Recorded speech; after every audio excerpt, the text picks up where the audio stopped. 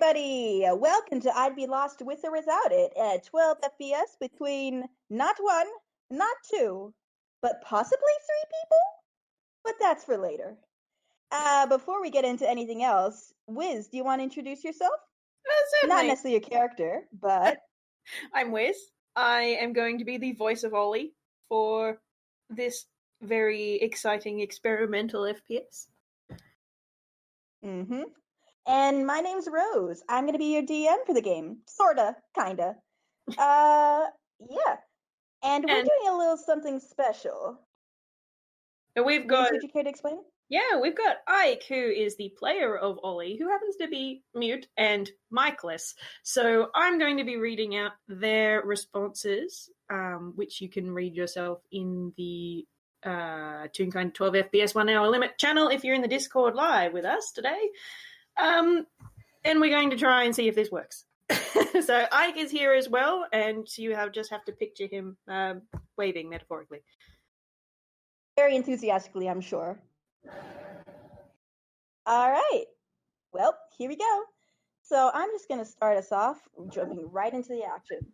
We find ourselves focused on a rainforest deep in one of the kingdom of Giznep's multiple jungles. And I hope I said that correctly. The camera slowly pans over it, rain falling liberally and bird cries saturating the area. Literally in some cases, as musical notes drip from the trees. The camera abruptly stops, focusing in on one patch of canopy in particular, thick enough to block out the ground below. We zoom in, passing the leaves and vines until we find ourselves focusing in on a lone toon. Wait, that's not a toon. That's a real kind gnome, but not just any gnome. Algernon P. Whitty, eccentric millionaire, famous the world over for his ingenious inventions and various businesses. His name, while not exactly a household product, is still one used by toons, if only for the sheer variety of goods he's created, funded, and endorsed. It's extremely unusual to see this elderly gnome out and about in Inkwell, not even considering the fact that he's traversing a rainforest. On his own. The reason as to why it's so strange is simple. He hasn't been to Inkwell in decades. We see Mr. Whitty, a map in one hand and lit lantern in the other. Just over 3 feet tall, Whitty is an angular gnome of respectable age. Sporting a light tan, this old gnome has an impressive pure white mustache-beard combo with matching hair and outrageous eyebrows. All of his hair generally sticking up in gravity-defying ways. This is more so than usual due to the situation he's found himself in, humidity and all, but at least it isn't singed at the tips as it usually is. He's wearing a crisp white suit, dark red tie, and a navy blue overcoat with a matching sea captain's hat. A pair of oversized steampunk goggles is perched on his hat, notable due to being the only toonish article of clothing he's wearing. The old man is grumbling under his breath as his gaze flashes from his map to his surroundings. Where on earth? Aha! He abruptly jerks up, quickly depositing his map in his bag of holding. Grabbing his cane, which had nestled under his arm, he carefully steps forward and parts a hanging curtain of vines. A mansion is revealed, tucked away into the depths of this jungle, one that's very clearly seen better days. Vines and dirt cover the pathway to it, the color of the mansion itself having faded over the years, now an off-white color. Dousing his lantern, Whitty whistles a little tune as he navigates up to the building. He deftly steps over the vines as he makes his way around the roundabout. He takes a moment to appreciate the fountain in the middle, beautiful despite its dilapidated state. He follows the roundabout up to his large set of stairs connected to the mansion's front patio. Whitty gazes up at the massive doors, standing up on his toes to peer through the stained glass windows decorating them. After a moment, he leans back down and cracks his neck, and raises a hand. He grasps the knocker, lifting it and slamming it down as hard as he can. A loud knock echoes into the mansion. After a few little clicks of the door, it opens just a crack, having someone peer through it. The door then flies fully open in excitement. Ollie's on the other side, clapping his hands and smiling back at the man. He does a little wave with his hand, trying to say hello, then gesturing to let Whitty inside. Before he does anything else, Whitty launches himself at the man and just grabs him in a massive hug, laughing wildly. Ollie, it's been too long. It's been too long, my friends. And I'm going to roll strengths to see how well I do.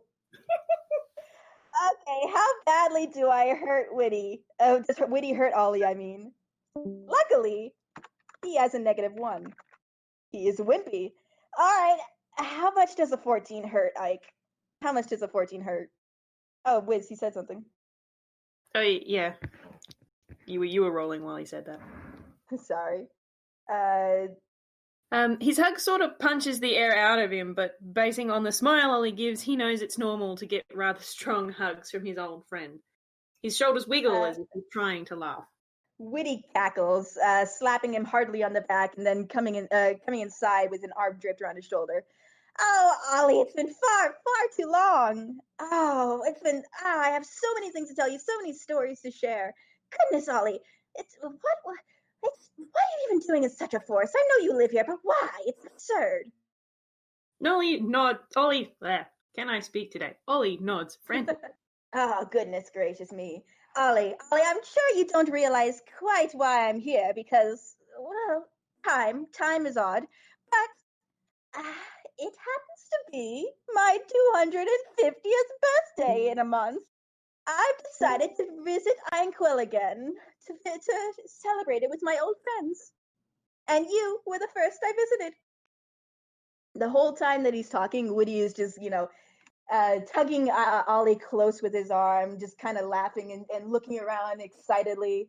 He hasn't been to this mansion in so many years. He keeps focusing in on every single little new detail, but decides not to pursue anything yet because, he's trying to interact with his best friend. Well, one of his best friends. They're currently standing in the foyer lobby. It's spacious and has tables everywhere with artifacts and all sorts of other things to look at. Ollie claps in reply, basing on his expression. He's more than honoured to be that friend to first see. He then gets out of the grip of Whitty and leads him to the parlour out in the front. He pats on a couch as if to say, "Come sit." Whitty wastes no time to join.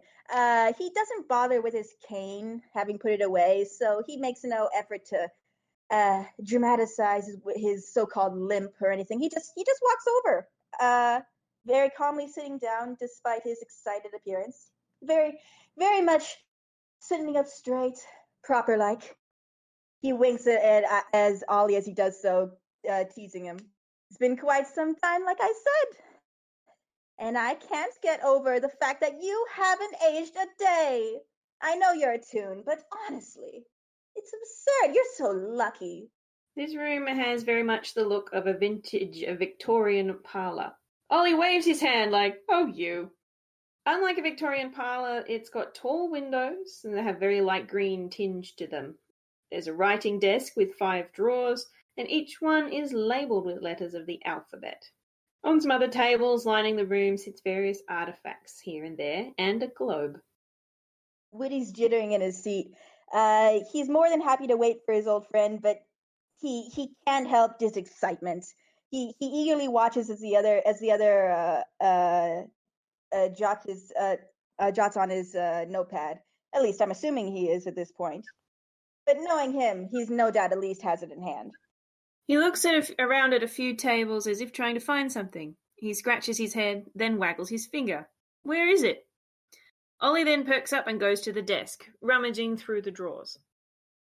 Whitty watches him, perking up himself even more so. He was lounging back, overly dramatic in an overly dramatic state of relaxation, but he couldn't even keep that up for long as he's just so pleased. It's been such a trip here in Einquill so far, and he can't wait to tell Ollie about all he's heard. Let alone the stupid clerk that tried to sell a goose that was laying. Oh, we'll get to that later. He faces Whitty and nods with a big grin, then looks back at the drawers. He keeps going through each one until he finally pulls out a map. Whitty immediately strains up, almost jumping out of his seat in excitement. A map? Ollie, what is this? Are you planning an expedition? He shakes his head. No. No. Why? Is this... Whitty cocks his head curiously. Still excited, of course. While his friend musses about, he reaches into his bag of holding that he has strapped to his back and fumbles around in there. Now, where did I put it? Oh, I know I brought it with me. Ah, there we go. And he takes out a tea set, a very antique, lovely-looking one, and a bag with coffee stamped on it. It's from his private stash, specifically the ones he brought from Firuma. Hopefully, I'm not pronouncing that incorrectly.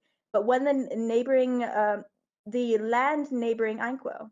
He's been dying to try out this new coffee he found, and he thought, well, who better to share with than his old friend? So, wasting no time, he just goes ahead and gets that ready because he knows that Ollie has something special to tell him if he's regardless of if he's planning on going on an expedition or not. And screw the normal hospitality rules. He's doing it anyways. He's finished pouring the coffee, and it's been kept so he looks around for a way to let it steep and such, and then sighs and just takes out his and just sets it to the side for now. I'm sure that there's some magical way to fix it up. Ollie eyes the coffee, standing in front of him for a moment.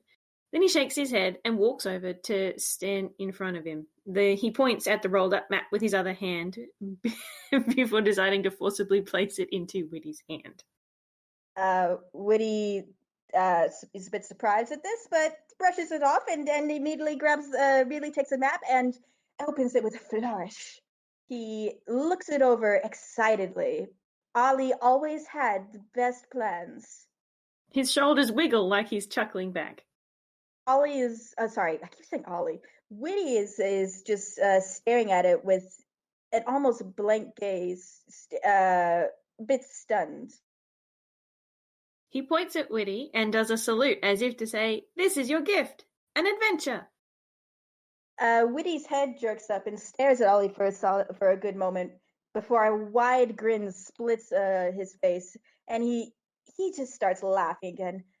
Ollie, you old fool, you! Oh, it's so kind. I haven't been on an expedition in ages. Why, it must have been a century ago.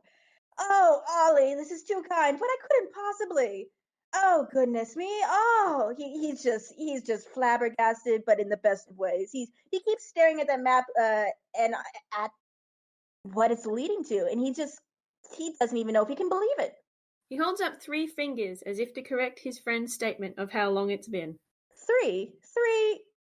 Have I got the time wrong again?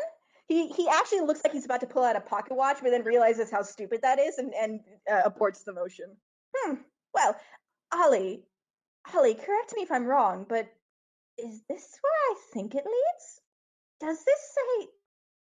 Oh God, it can't be right. He's rubbing at his beard thoughtfully, and then he looks back up. My old Toon languages are quite rusty. Don't even get me started on my Grolix. But does this say Atlantis? He nods. Whitty is spluttering in shock, like he can't believe he actually got that correct. Ollie, you had Atlantis in your drawer? He can't even comprehend this. He blushes and sheepishly smiles.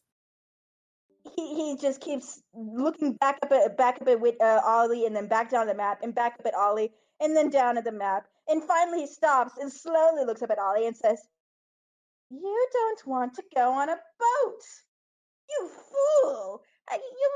You are turning this up because of your... They have potions for that. Your seasickness is no trouble. I could brew you one, I'm sure." He face palms as though he's angry, but his wide grin betrays him. He's brushing over the map, very delicately tracing the paths on it. It's a very old map, it looks like, and it's quite surprising, really. He never would have expected to be off the coast of Ainquo, practically. I mean, obviously not quite. It's certainly deeper in the ocean. Goodness him, he really must practice his Grolix. What does that say? He shrugs and nods a bunch. He sits beside his friend and points at the map, pointing out the parts he wouldn't do well with. Mainly ocean. Boat. Sea monsters. Yep. Ah, yes, sea monsters, the best part. I'll never understand why you can't enjoy that. What does it say? Oh, it's been far too long. I should have practiced on the way here. I knew I was forgetting something. He pulls on his goggles and fiddles with them a little bit, as if trying to see if that'll help, but clearly it doesn't improve his vision in any way, because why would it? In regards to this, since the map is directly in front of him, he takes off his goggles, turns the map upside down, turns it right side up, hums very loudly, and continues to just stare. He scratches at his chin and then realizes something. He rushes back to the desk and picks up a notebook and pencil. I was wondering where that was at, Ollie. Normally you're inseparable from that old thing. I remember when that happened after all, but oh, no, this is not the time to talk about that. Old news. See? Goodness me, why, I can't believe this has never been discovered up to this point. What are you Toons even doing? This is such a discovery. Ollie, where did you even find this? No, don't tell me. I'm sure it's a long story. It's too hard for you to write up in such a way. But another time, I demand it. You know, that does remind me, though. Have I told you about the time? Oh, have I told you about the travels here? Oh, you have something to say? He writes quick into the book, then shows the paper to him. It's a long story on how I found it, but this map is your birthday gift, old friend. He had already cut himself off, but he does a bit of a motion with his hands, like, you shouldn't have. Oh my gosh, he's being very over the top, more so than usual, because he still can't quite grasp that his old friend, who he used to explore with, thought that this would be a good idea considering his age. But he is more than pleased otherwise. It is a wonderful 250th birthday gift. I would have been happy enough to see you, but oh, Ollie, you're such a good friend. I can't even grasp what you must be giving up to give this to me. I know you don't like going on sea expeditions, but oh goodness, this is so kind of you. He's already thinking up plans on how to make this work, on what supplies to buy and all this. He's even though he's been not quite protesting, but certainly just shocked at this, he's wasted no time in thinking of preparations. In fact, he takes out a little notebook and starts jotting it down on it himself, like, I'm going to need how many days of rations? Oh goodness, to take into account the ship. Oh. A good friend deserves a lovely gift. Absolutely, he writes. He flips the paper to a new page, then writes some more. I've been on plenty of adventures. I wouldn't mind letting someone take lead on this one. Whitty dutifully looks up when he hears the scratching from the pencil on paper. It reads what he has to say and smiles a lot more softly. Oh, Ollie. Well, speaking of adventures, would you like to hear some of the things I've heard about Ainqua lately? You don't really get out much, so I figured I might as well share. As you know, I've never without gossip to share or stories to tell. I may not be in my prime anymore, as people love to point out to me, but I am never without a story. In fact, oh, forget it. Oh, of course you'll be interested. You've heard about M, correct? The eccentric wizard who travels the world? Claims to be some sort of time traveler? You see, I ran into him over in... Oh, I forget where. It was a while back. But as I was saying, last I heard from the old coot, he'd been training this young boy on how to be a prince. I think they called it Arthur, the young lad? It couldn't possibly be that. Must have been... forget it. As I was going to say, I'm more interested in the latest news about him in Ainquell. You might actually know about a forest he frequents here in Gisnep. You see, he seems to have an old rival, that old hag of a lady. She was imprisoned there. His owl familiar keeps an eye on her, it seems. But that's all rumors. And not to mention, I'm not exactly sure how that would work. But I don't exactly make it a habit to question arguably insane wizards. As I was saying, not many people are allowed in that forest, but I've been in here in Ainquell for a while now. Do you realize how hard it is to get to your mansion when you travel by boat? Honestly, Ollie, what is with your fascination with rainforests? Regardless, I've been here for a while now, and I've heard rumors that some famous actresses and such made their way there. Bit of a mystery why, if it's even true. But the house of ours has been a buzz about one of their ladies claiming to have gone there. Then again, hard to say when it comes to noble gossip. He writes up, it's a lovely place, is it not? Oh, there was something above that, I think. Nope, never mind. Whitty bobs his head, a bit sheepish at not having noticed his friend writing that in the first place, and says, "Yes, yes, it is quite lovely." Uh, what were we talking about again? He shakes his head like, "Oh, doesn't matter, I'm sure." But have you stumbled across this M fellow? He really does jump around quite a bit. Probably not. He's a bit odd. He doesn't seem to understand how ironic it is coming from him. He seems to be fiddling with he fiddles a bit with the coffee and as he waits, trying to figure out how to make it brew, considering he hadn't thought that far ahead. He playfully rolls his eyes, then writes again. Plenty of stories and adventure, of course. What was it about a lad? Oh, beats me. I hardly remember. Some old prince off in some far kingdom. Who knows what wizards enjoy? Goodness. I really am curious now that you bring it up again. Maybe I'll inquire when I'm next there. I'm sure by the time I'm there next, you'll be a king. Whitty very, very carefully puts down the map, giving it a little pat of reverence. He's so excited about this, and also sets down his notepad. He'll come back to that later, of course, but he wants to spend time with his friend, and despite his excitement, Ollie and his habit of jumping from topic to topic, Ollie really is who he came to see. Though the artifacts on the shelves and such certainly catch his eye. One such item looks like a little statue that has blue gems. It is the shape of a monkey, the gems its eyes. It gives a slightly spooky aura. Whitty can't help but focus in on that object, staring intently, and shakes his head, determined to come back to that later, and looks back to Ollie, patiently, or really not patiently, waiting for his friend to reply. Patiently is very much an exaggeration when it comes to this man. He glances down at the coffee. Not brewing? He taps his chin a bit before getting an idea while Whitty talks, and wanders back to his desk, pulling a golden spoon from one of the drawers. He takes it over to his friend and places it into one of the cups. The coffee begins to brew all on its own. Whitty laughs. I knew you would have something to make this work. Oh, I'm hardly surprised, old friend. You have something for everything. I must ask about some of your latest finds, really. But before I get into that, I had something else I desperately wanted to tell you. You know, you'll never guess what I purchased the other day. Some fool was selling a goose at a market. You might recall I mentioned it? And would you believe it? I saw it lay a golden egg right before my eyes. The UBA had no idea. He was just selling it like some common animal.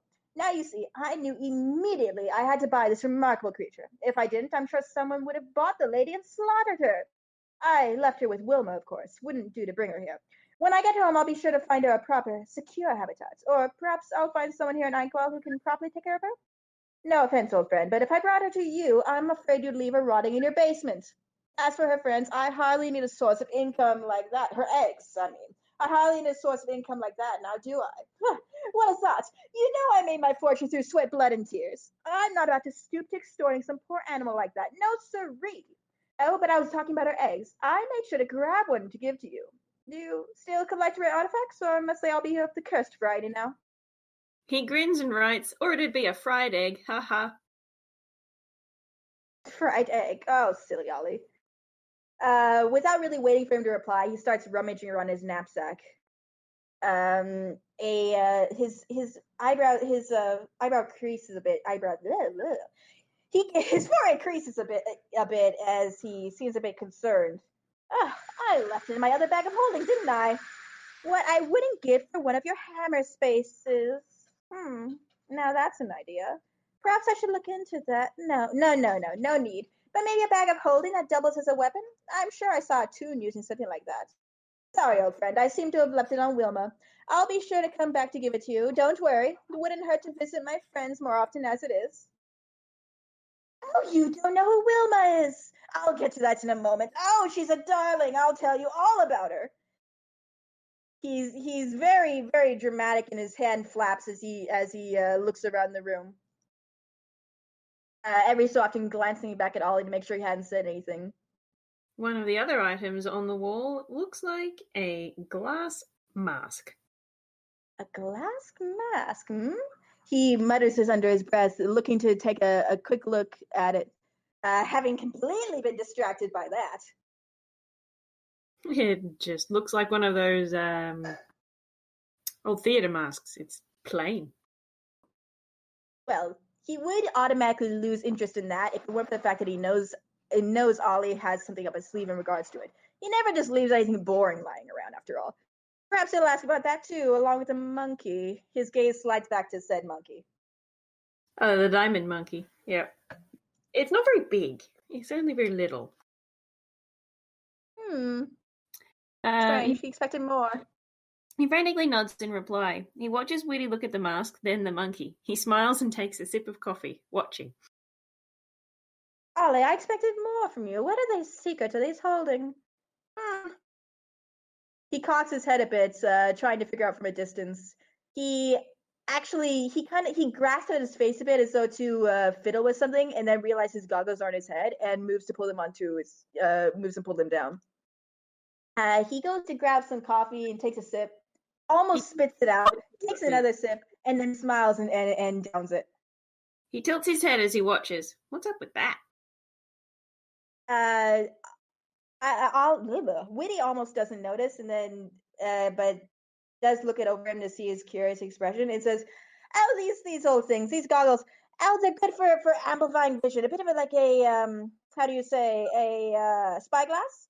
I got them for my travels on my ship. I'm sure you understand the practicality of such a thing. Toon craftsmen are so skilled in their art, I must say. I should really take some pointers from them. I am here in Inkwell, after all. Might as well spend time usefully. Not that I still can't see my friends." He nods and writes, "That makes sense. Could come in handy." Indeed it would. Indeed it would. I'm never without something to help me in my travels, though I did pack a little light this time around. Lightish. Maybe not that light, but enough to carry in a bag of holding or two. Or three. Three, really. He goes to pour himself another cup of coffee. His shoulders wiggle as he holds up 3 fingers. Absolutely 3. Absolutely 3. I'm not following, and as a result, nor is my character. 3 bags of holding, I think. 3 what?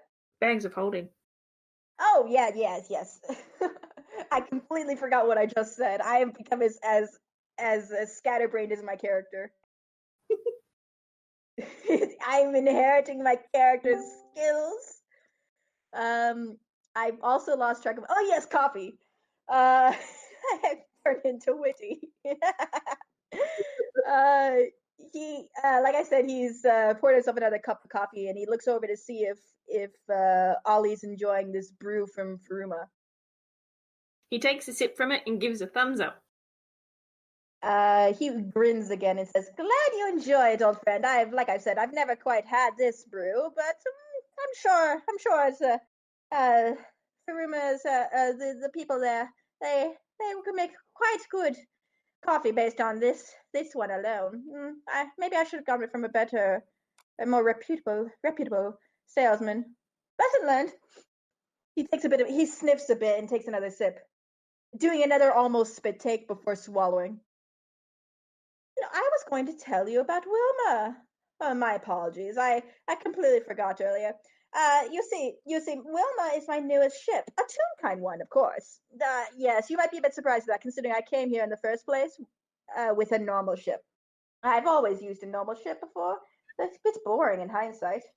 But as I was saying. He gives an endearing nod. Yes, of course. I hired her on the way here. Now that is quite the tale. As you know, I had to travel to Inkwell by boat. I did just say so, after all. Yes, I know you hate sea travel, but I assure you it's as safe as any other means of transportation. So long as you don't make foolish mistakes, you'll be fine. But that is beside the point.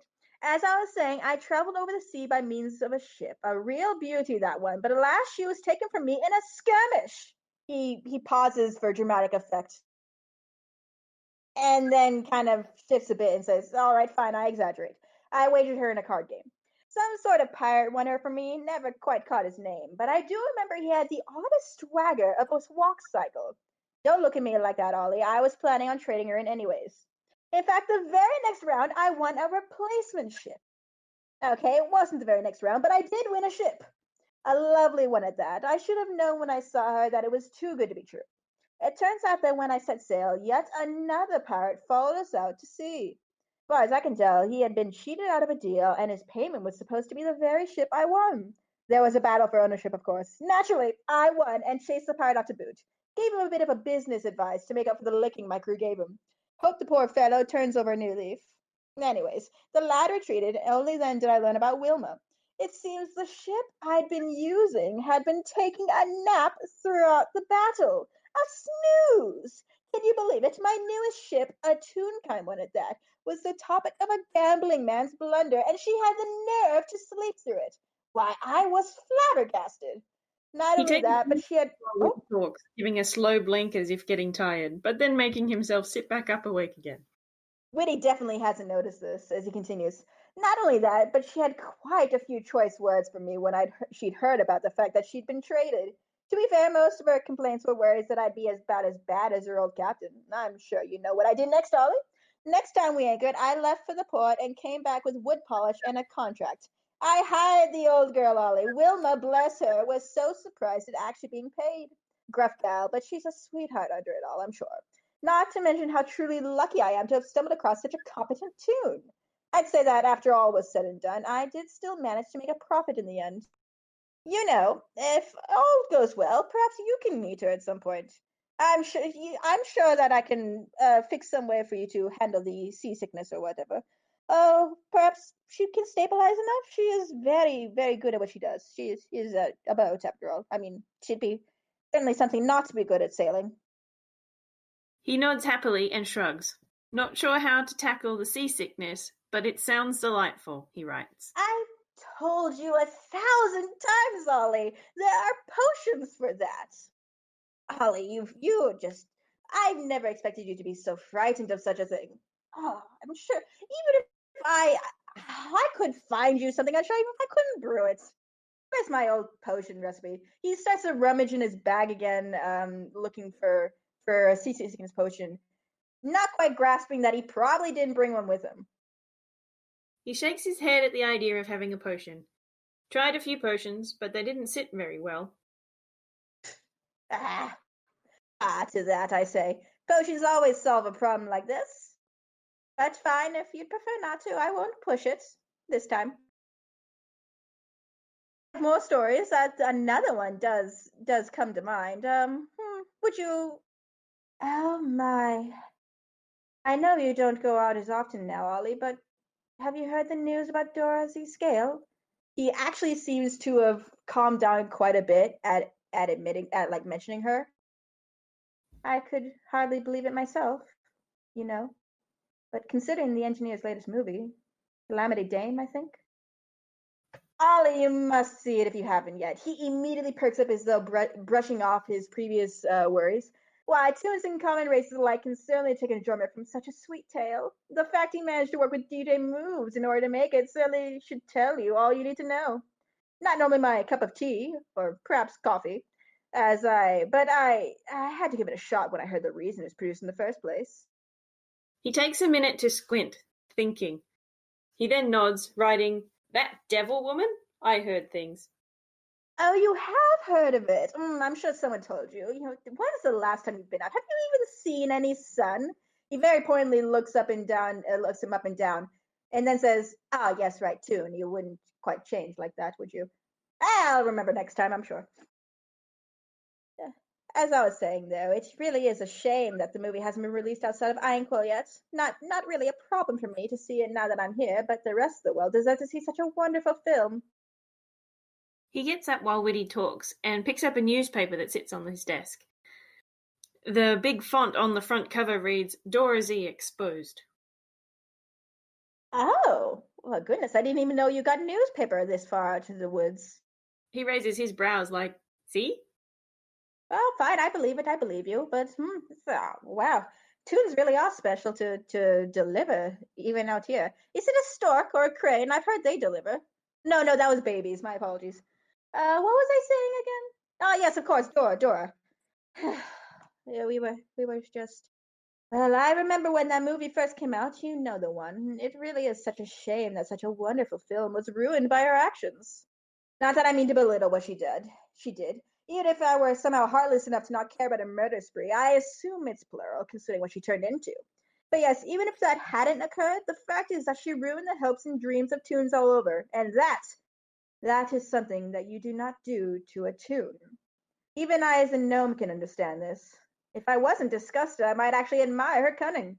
You're wondering how I heard about this, perhaps, considering I just arrived? Well, maybe not just. I have been here for a while, but I took a while to get here alone. He writes, lovely film, not so lovely woman. Good thing I kept that diamond monkey, or else she may have taken it for herself. Diamond monkey? I knew there was something to that. But I wanted to say that Scrooge, of course, told me.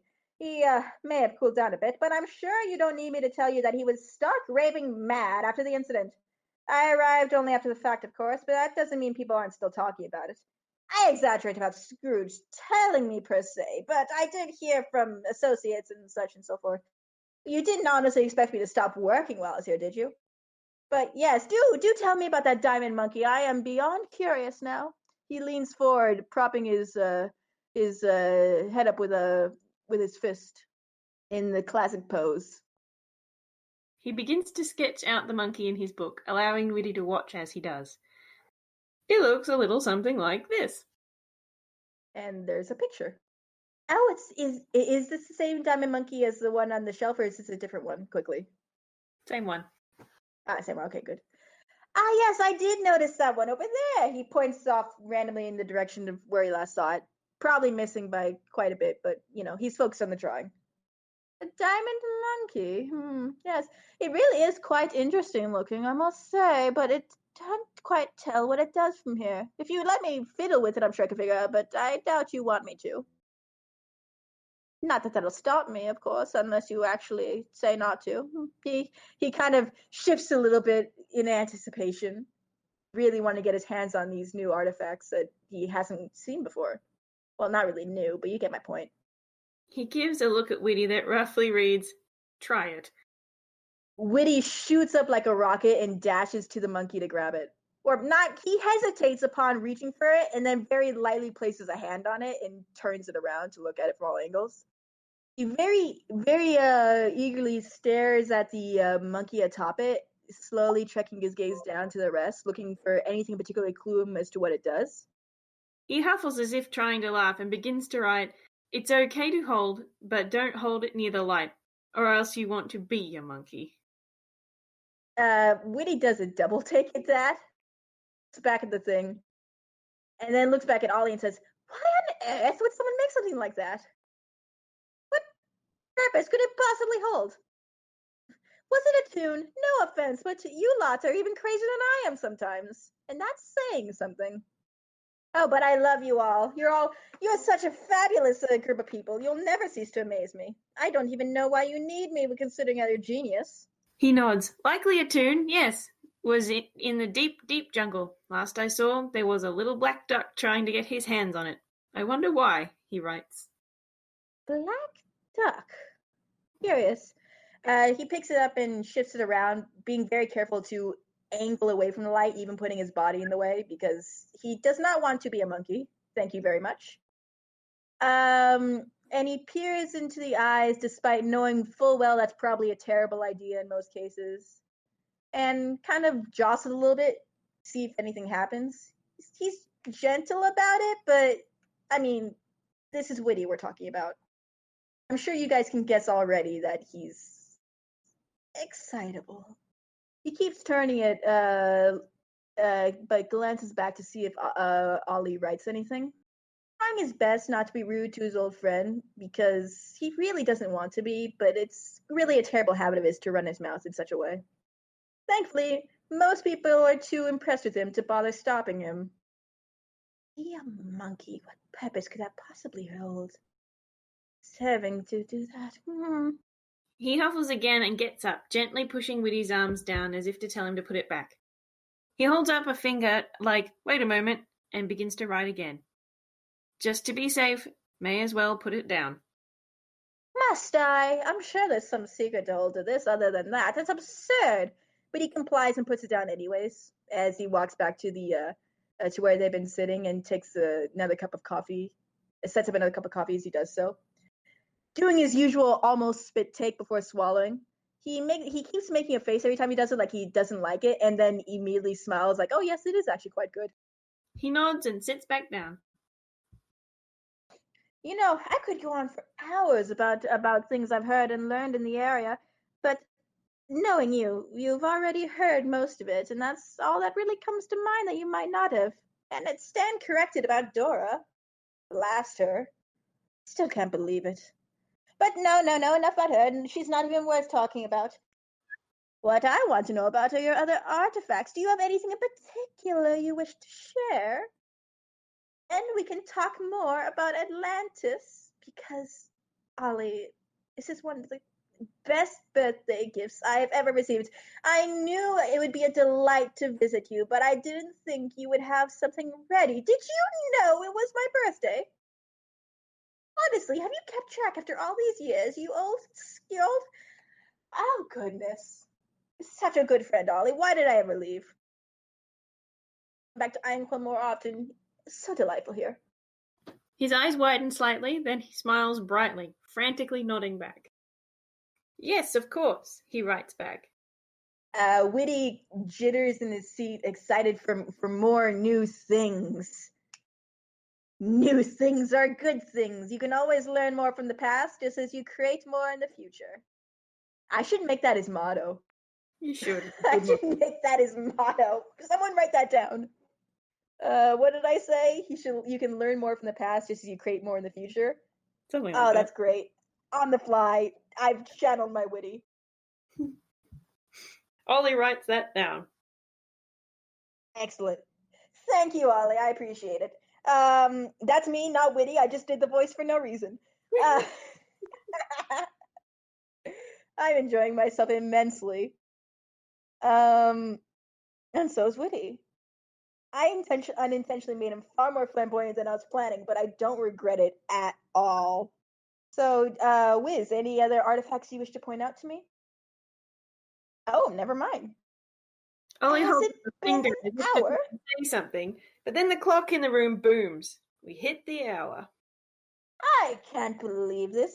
Time flies when you're having fun, as they say. Oh, I hate to leave you like this with this, Ollie, but I really must go. I had plans I wish to.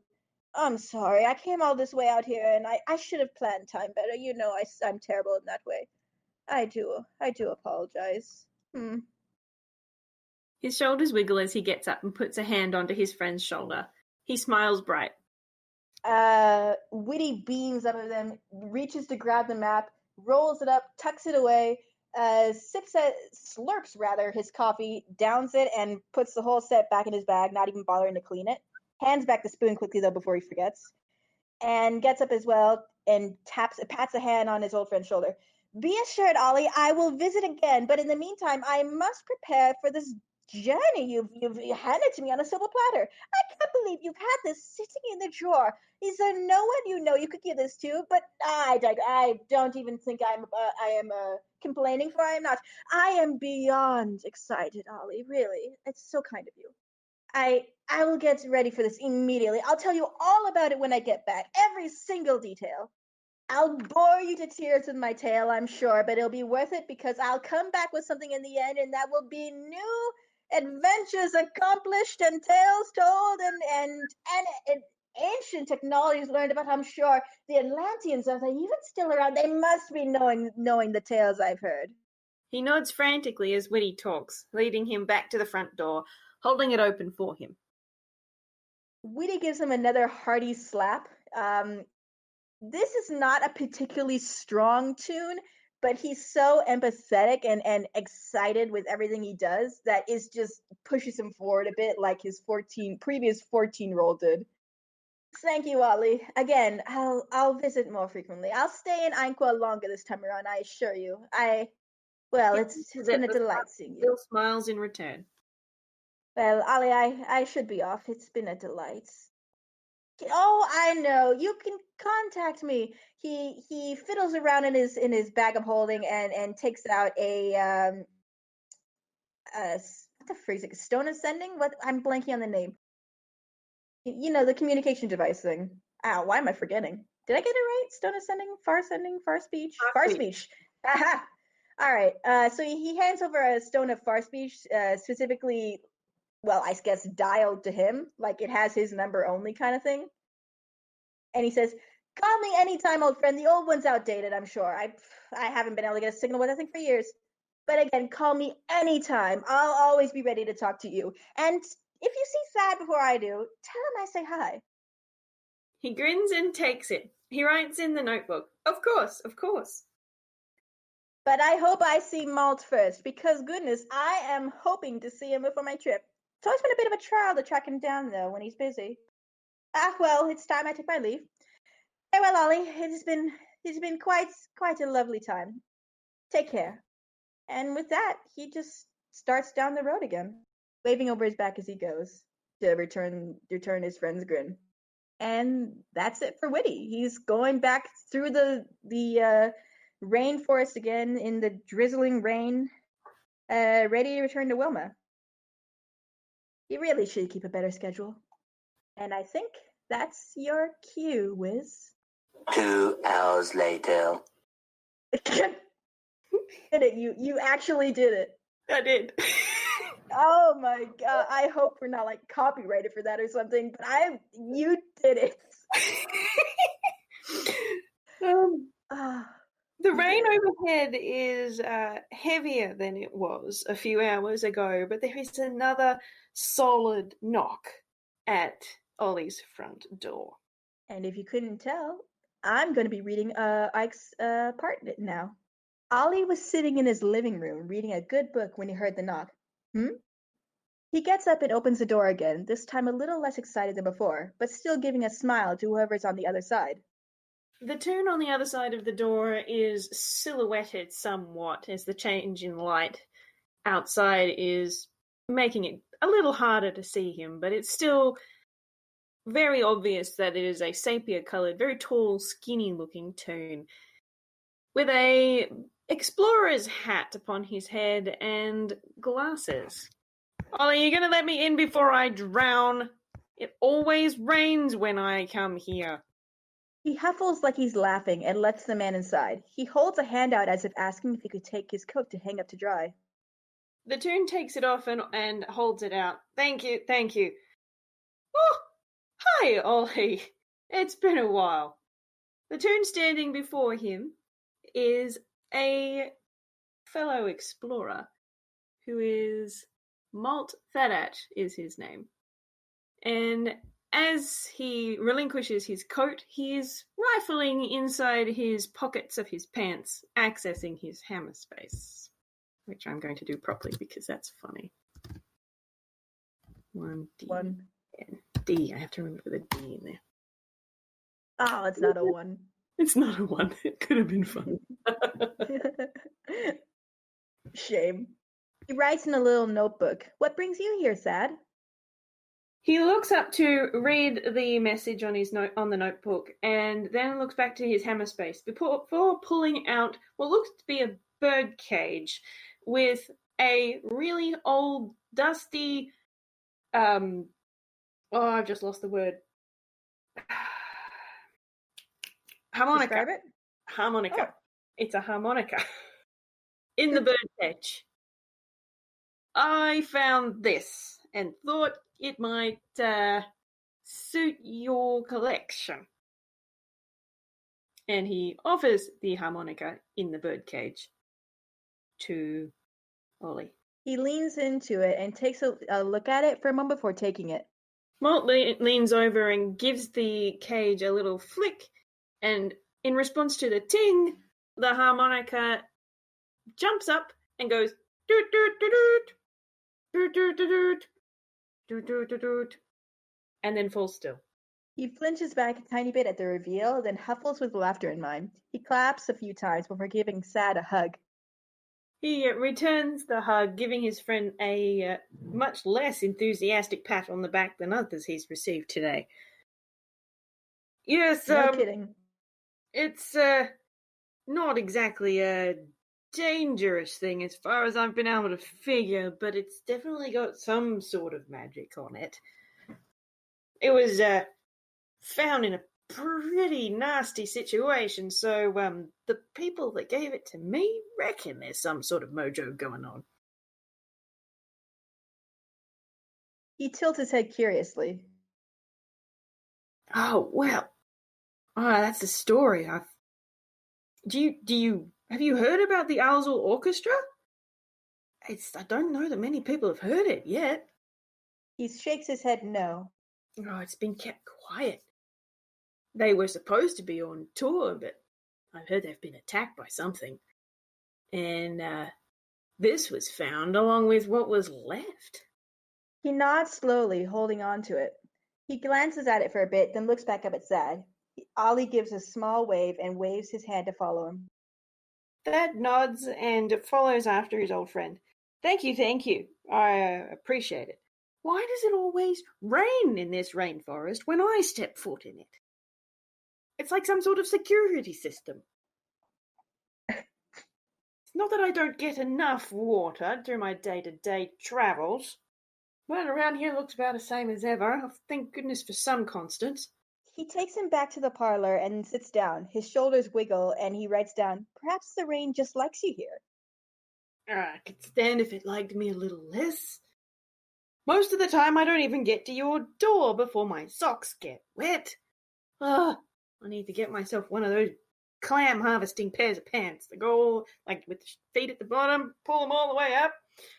Yeah, that'd work. Although then I'd fill up with water and I'd never hear the end of it. Someone would take a photo. Whitty would find it. And He writes down, "And to think I've lived out here for the majority of my life." Yes. Well, maybe it doesn't like you as much. Who knows? Although, how long has your fountain been broken? Seriously, I'm sure it worked the last time I was here. No, it rains much while I'm here too. He writes, then flips to another page. He haven't repaired that old thing in years, since the mistress passed away long ago. Haven't had the urge to clean the gosh dang thing up. Oh, that's a shame, Ollie. It was such a nice fountain. Do you remember that once we had the little ducklings in it? That was cute. Although they did get eaten by a mountain lion. But that happens, I suppose. Oh, dear. How have you been? I feel like it's been, what? How long has it been since I've been out here? Since the last doodad I brought you, I suppose. He huffles a little. "It's going to be fine, Thad. Been quite a long time since you've been around these parts," he writes. Yeah, it does feel like it. It definitely feels like it. Must be getting old. Speaking of old. He then perks up, remembering something. "Oh, you wouldn't believe who I saw earlier today," he writes some more. Oh, you had a guest? Besides me. I didn't think you got that many guests. Least of all on the same day. Dad's sort of hovering around, waiting for Ollie to finish writing. Unlike the previous guest, he doesn't run his mouth so much. "I saw old Whitty. Didn't expect him to show up, with the sun out even." Whitty was here. That old coot was actually here. I don't know what's more surprising, him or the sun. How is the old man? He nodded at the other joke. "Doing good. Gave him a little birthday gift mapped to a place. Was out on the ocean, so I don't mind giving that old thing away," he writes. Birthday gift? Yeah, I was thinking it must be around about now. You never used to make a big deal of it, but I thought I had something in my calendar, something like, what, 200 and something? I don't know, that guy's so old. 250. 250, that's it. Yeah, I thought I had something like that. In the back of my notebook or something. So you gave him a map? That's neat. He would have loved that. Let me guess. He started writing down notes straight away. I'm going to get my boat and off I go without even stopping to breathe. He nods with a smile. Yes. Yeah, nothing's changed then. So what kind of map was it? To something like up to the Isles or what? He thinks for a moment. How could he remember his birthday year and not the gift he just gave him? That sort of leans down to the shorter tune. Ollie, what kind of map was it? He's giving him a very, very scrutinous expression. One eyebrow raised. He thinks some more, tapping the pencil against the notebook. He then jots down, Atlantis! That! Atlantis. The actual Atlantis. You mean the Atlantis sort of out in the east? You mean that Atlantis?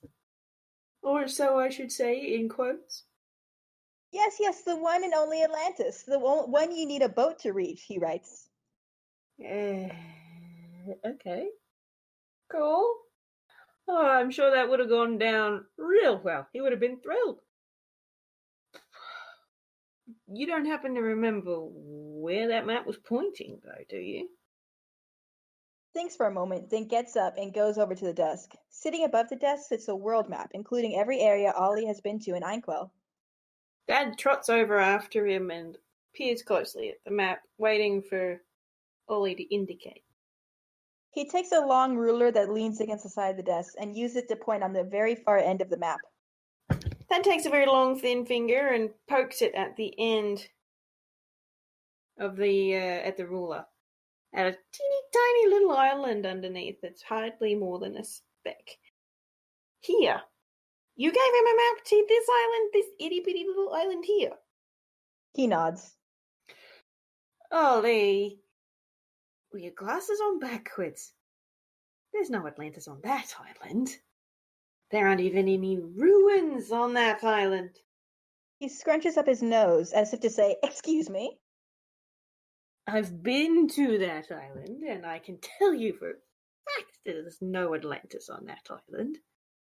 Are you sure you gave him a real map? He furiously writes down, I gave him a map. You know I have a bunch of them, and I am entirely certain that one was Atlantis. Okay, well, if you're entirely sure, I'm entirely sure he'll find nothing. Yeah. Oh, I should go and track him down and tell him. But, that'll ruin his birthday, won't it? And he'll get quite put out. He stares at the map for a bit, hand on his chin. He tilts his head as he observes the point he had mentioned. Thad looks up at the map as well. Now I think about it, I think this... He puts his finger on the end of the ruler and sort of moves it north slightly to a different little island nearby. This island at least has some nice ruins on it. You don't have any more maps, do you? He perks up and nods excitedly. He opens up not one, not two, but 3 drawers just full to the brim with different kind of maps. Oh, that's... Wow. Ask a silly question, I suppose. He starts rifling through the maps to see if there's anything that he can use. If I find a map that maybe points to something nearby, I could at least cover it in Grolix and such, and then I can swap it. He could go on his merry little adventure, find some ruins, and he'll have his good old time, and doesn't have to know he's going to a boring little island with nothing happening for his big birthday. Yeah. That sounds good for Mr. Witless. What do you reckon, Ollie? Do you think that will work? He's still rifling through maps, looking at one here and one there. He thinks and fumbles through one of the other drawers, as if he knows exactly what to find. He keeps looking and looking, then closes the one drawer he was digging in. He goes right into the next, rummaging some more. He finally reaches in deep and pulls out another map. Oh, what do you got there? Had something in mind? He hands the map to Thad. Thad takes it and looks at it. It's another old map, similar to the one that was given to Whitty. Ooh, this one will do nice. He gives a reassuring nod, though it feels like he's just reassuring himself, more or less. Thad rolls the map up and carefully places it in his hammer space and gives Ollie a tender pat on the shoulder. Don't you worry any, Ollie. I'll set the old coot right. He's not going to have a boring adventure for his birthday if I have anything to say about it. I reckon I can rustle up some people to help me make it exciting for the old man. And he'll be none the wiser. Yeah, that sounds fun. Yeah, haven't done anything like that in a while. If I find anything, I can bring it to you as well. How's that sound? He nods sheepishly and writes down, sounds good. Excellent. Let me know if that harmonica does anything weird. We're pretty sure it's haunted, but we're not sure. And that is the least good way to be. I'll keep a close look on it. Some animated objects may not be necessarily haunted, as opposed to simply animated, he writes. No, hopefully it is simply animated and not haunted. They, apparently, it was a pretty gruesome scene that they found it in, so, fingers crossed, eh? All right, I best be going. Otherwise, I'm going to have to swim back. But it'd be good to get the triplets out on this new little excursion. I reckon they'll have a great time. I wonder who else I can get to help me with this little errand. You can see the wheels in Thad's heads are kind of turning, getting the scheme going. He nods and leads him back to the foyer and gestures at the coat hanger. Luckily, his coat is fully dry. He takes his coat and slings it on with a nice little flourish and adjusts the cuffs and the collar. Well, thank you very much. I think after this little excursion, my friend, we should come and get you and drag you out for a little night on the town, the three of us. Like old times, yeah? He huffles a little, writing, and I don't know about that. Well, we'll have to wait and see. We'll see what kind of mood the old man's in after his little excursion. If nothing else, we'll get him here at the same time as me, and we can listen to him talk for 2 hours, huh? Like old times, yes, he writes. Exactly. All right, I'm going to be off, and I'll let you know how we do. And he turns to the door and sees himself out. He watches Thad as he leaves, seeing the door close behind him. He looks hopeful, yet cautious. And with that, I think that concludes our session, right, guys? Yeah, we're all done.